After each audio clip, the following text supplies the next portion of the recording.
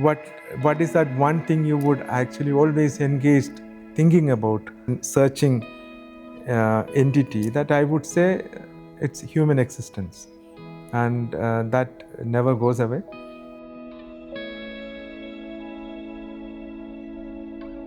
Hi, I'm Gigi Scaria, an artist based in Delhi.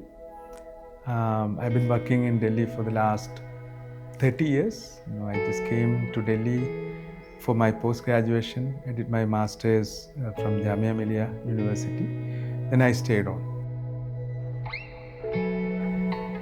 Yeah, about migration, there's a phase throughout one's own life that ever since you moved out of your own very intimate, personal, rooted space. Initially, I've become myself a migrant, though that perspective changes when you settle in another place. My own personal stories and places, and the friends which I have, some of them have then migrated to somewhere else. Some of them have come and stayed and moved on. So all that will actually, in a way, knowingly or unknowingly affect us positively or negatively. All that has become, in a way, subjectively, and contribute more to the idea of migration and how one would deal with it. And alienation is also a constant occurrence when we think about migration, because you are coming out for something and you may not get welcomed in that place and move on to somewhere else.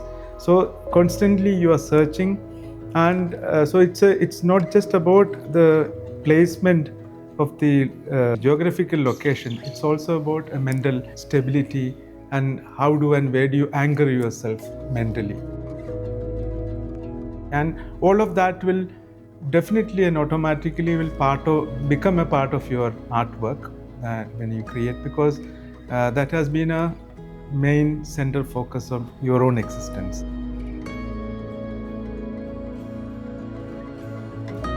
Initial years in Delhi was quite interesting for me in terms of the way I was looking at the city and the people around, and the kind of the way in which the city has started growing. For example, from 95 till now, I kind of very much interested in the way how the urban spaces in India is changing.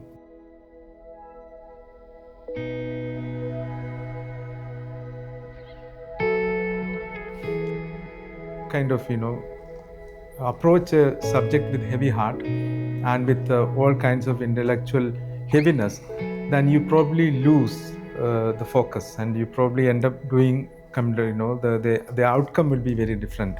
So I always approach with lightness, and I just wanted to convey there is always it's not exactly conveying a message, but it's also it's an inbuilt that art, the onlooker or viewer should carry something when they look at my work. So that has been a very personalized agenda for me, that I always think that because people have to get something out of what they have been looking at. When you approach a work of art and your imaginary space and your personal space and your contemporary space, as well as the space in between, you travel. The amalgamation of all that is that is what happens when you perceive time. Time has been a major concern throughout my artistic imagination, and I think I've already also mentioned that time for me is an abstract entity. It may be non-existing in its own understanding, but we actually create it in order to logically perceive our actions, but it never answers any of the logic in which we live in. So therefore, I understand that we all live in different time space. I think there is technically also and imaginatory also. I have a lot of investment in understanding time differently. So that is very much part of my artwork.